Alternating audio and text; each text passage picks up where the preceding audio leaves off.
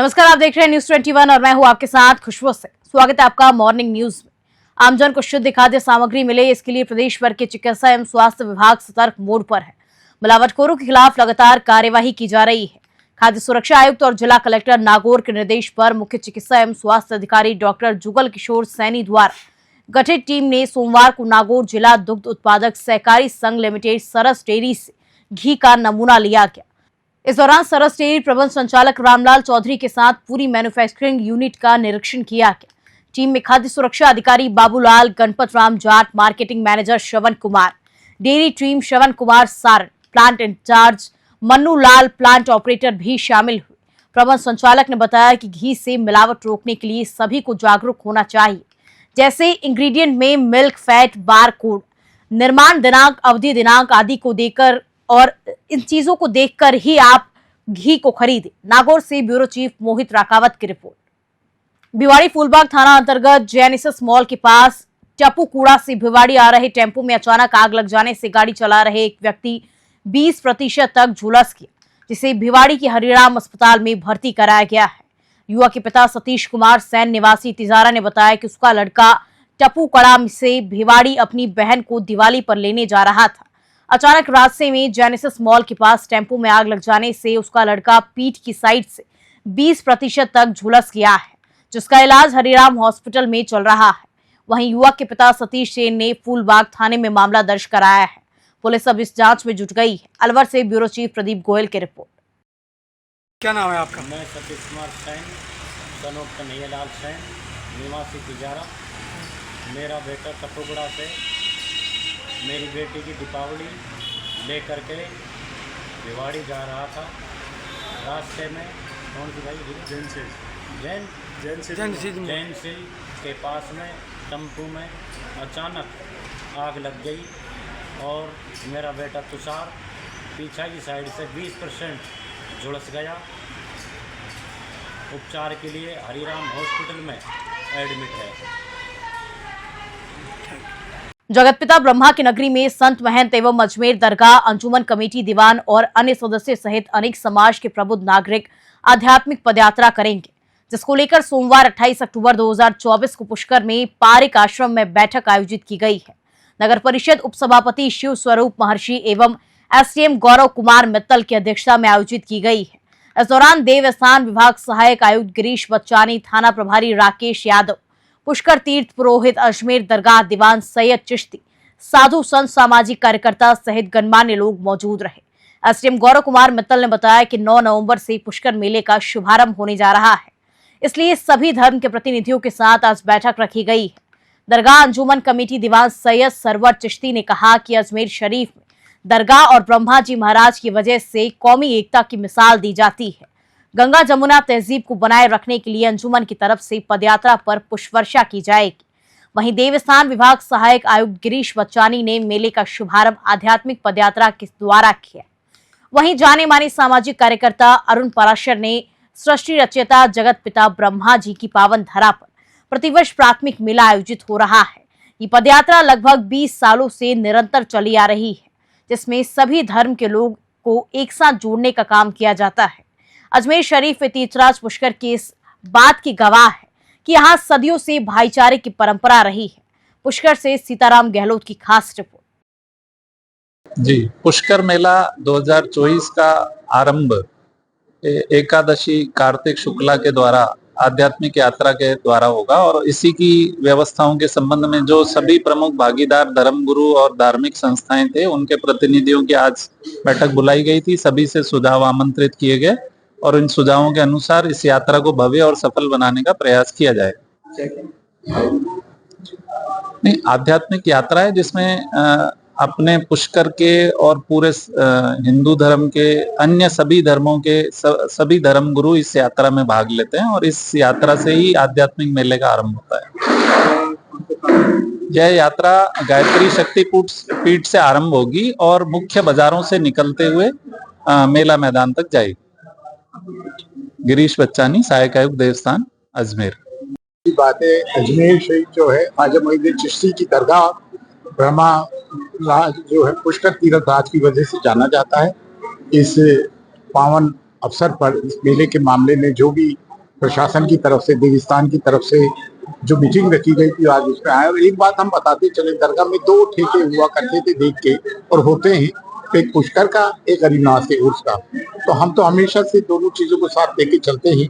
और हमने ये बात कही है कि स्टॉल की जगह हमें अलॉट कर दी थी, ये कहा जहाँ से हम पुष्प वर्षा करें, ताकि अजमेर में इसकी वजह से सांप्रदायिक सौहार्द, कम्युनल हार्मनी, मजहबी हम आहंगी रहे और प्लूरलिज्म को हम जो है प्रमोट कर सके, भारत की डाइवर्सिटी को।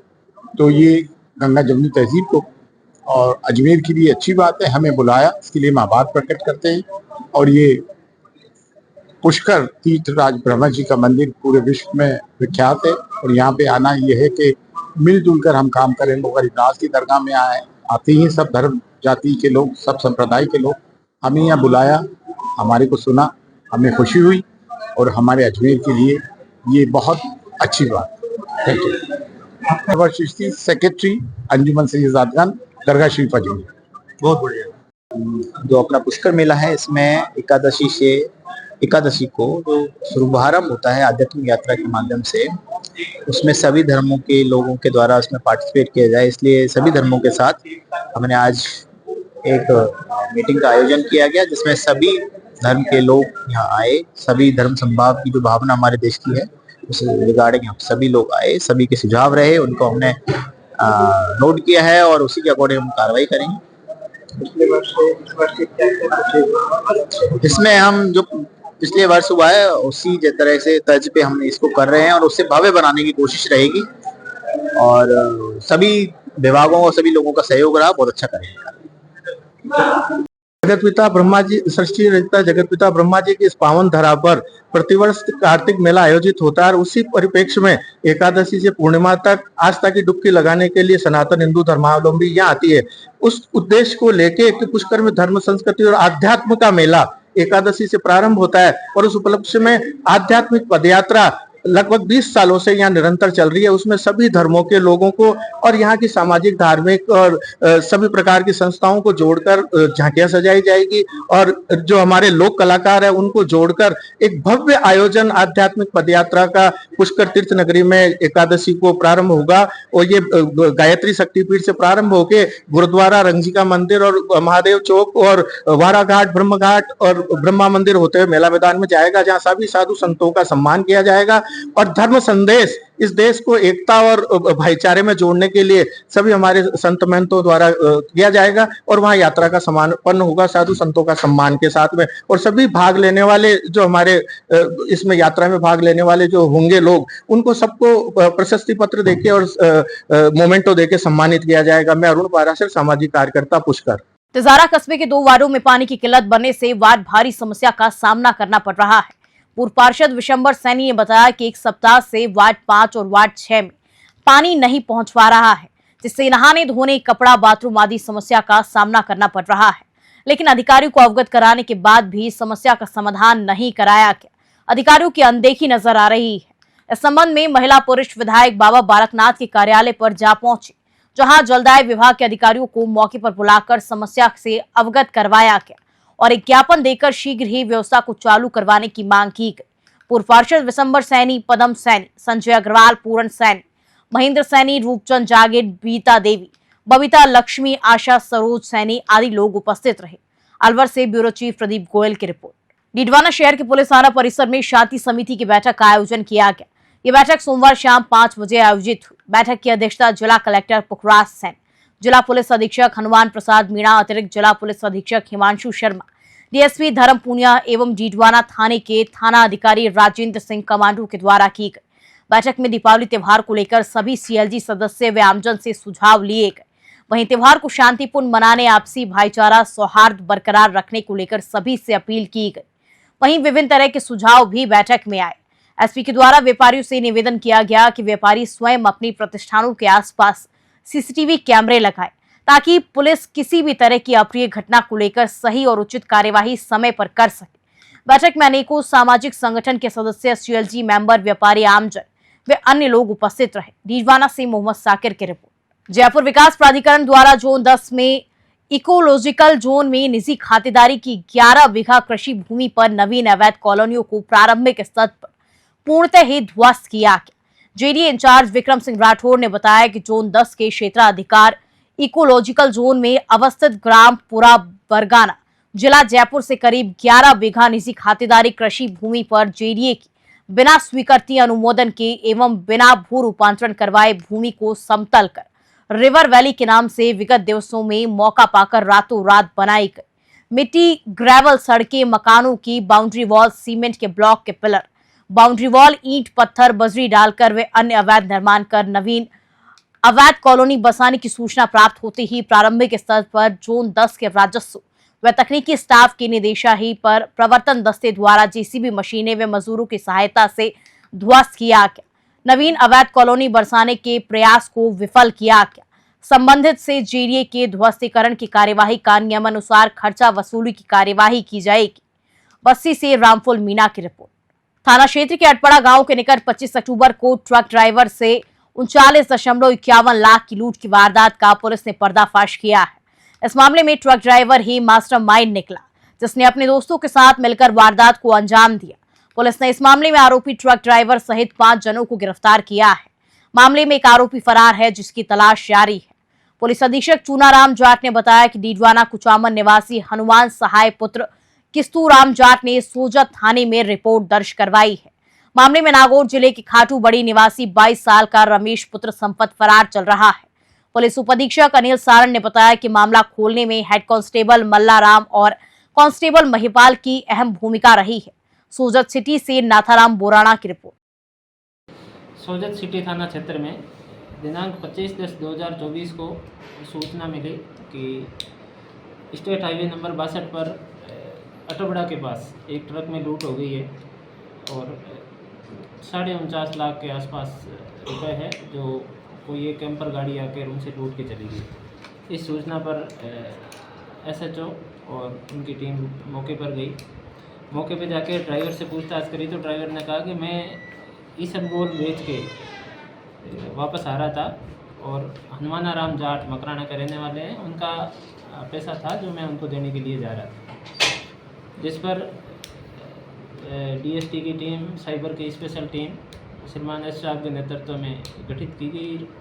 लगातार प्रयास किए गए कि किसी तरह से इस गंभीर घटना का खुलासा किया जाए। इस प्रक्रिया के तहत ड्राइवर से सख्ताई से पूछताछ की गई, उसकी सीडीआर निकाली गई और तकनीकी साक्ष्यों के माध्यम से ये प्रयास किया गया कि किसी तरह से इस घटना का खुलासा हो। उस बीच ड्राइवर से सख्ती से पूछताछ करने पर ड्राइवर टूट गया और उसने बताया कि ये सारा षड्यंत्र मैंने ओम प्रकाश देवासी, सुनील देवासी और 3 अन्य लोगों के साथ मिलकर रचा था, जिसमें ये ड्राइवर सम्मिलित था और ड्राइवर और इन लोगों के बीच ये पैसे बांटे जाने चाहिए थे। इस बात के खुलासे के बाद यहाँ से कृष्णाराम, सब इंस्पेक्टर मल्लाराम और स्पेशल टीम के नेतृत्व में थाना आसोप और बड़ी खाटों में लगातार रेड की गई। उसमें सफलता मिली और अब हमने ओम प्रकाश और सुनील देवासी, सुमेर और गणपत 4 लोगों को अरेस्ट कर लिया है और 5वां आदमी ड्राइवर खुद है। इन 5 लोगों को अरेस्ट कर लिया है और रिकवरी की कार्रवाई की जा रही है। कोई फरार है क्या सर इसमें? अभी तक कोई बकाया है मुझे? हाँ, एक व्यक्ति है रमेश वाल्मीकि बड़ी खाटू का, वो अब तक फरार है, उसको ये जल्द दस्तयाब कर लिया। कचुम्बर थाना क्षेत्र के गांव इंद्रावली में देर रात अज्ञात कारणों के चलते मकान के पीछे रखे ईंधन और बाजरे के हजारों मन चारे में भयंकर आग लग गई। खेरली नगरपालिका के फायर ब्रिगेड चालक अंकुश शर्मा ने बताया कि गांव इंद्रावली में आग की सूचना पर फायरमैन विक्रम यादव के साथ मौके पर पहुंचे। कचुम्बर थाना पुलिस व ग्रामीणों की मदद से आग पर काबू पाने का प्रयास सफल रहा। कचुम्बर से अखिलेश शर्मा की रिपोर्ट। दीपावली के पर्व पर शहर में विद्युत सप्लाई सुचारू बनाए रखने के लिए विद्युत वितरण कंपनी ने विशेष तैयारियां की हैं। त्योहारी सीजन में बिजली से संबंधित किसी भी समस्या का त्वरित समाधान सुनिश्चित करने के लिए 5 विशेष टीमों का गठन किया गया है। ये टीमें किसी भी स्पार्किंग ट्रांसफार्मर फेल होने या अन्य आपात स्थिति में तुरंत मौके पर पहुंचकर कार्यवाही करेंगी। विद्युत विभाग के सहायक अभियंता कैलाश चंद जैन ने मीडिया को बताया कि दीपावली से पहले शहर के सभी ट्रांसफार्मर्स की मेंटेनेंस का काम भी पूरा कर लिया गया है, ताकि बिजली आपूर्ति में कोई रुकावट न आए। उन्होंने बताया कि विशेषकर पर्व के दौरान किसी भी प्रकार की बिजली कटौती नहीं की जाएगी और उपभोक्ताओं को निर्बाध रूप से बिजली की सप्लाई जारी रहेगी। इसके साथ ही इमरजेंसी स्थिति में त्वरित निस्तारण के लिए विभाग ने एक विशेष कंट्रोल रूम भी स्थापित किया है, जहां से सभी टीमों की निगरानी रखी जाएगी। शहरवासियों को आश्वस्त करते हुए सहायक अभियंता जैन ने कहा कि दीपावली जैसे महत्वपूर्ण पर्व पर बिजली की सप्लाई में कोई बाधा न आए, इसके लिए विभाग पूरी तरह से तैयार है। मेरठा सिटी से सुशील दिवाकर की रिपोर्ट।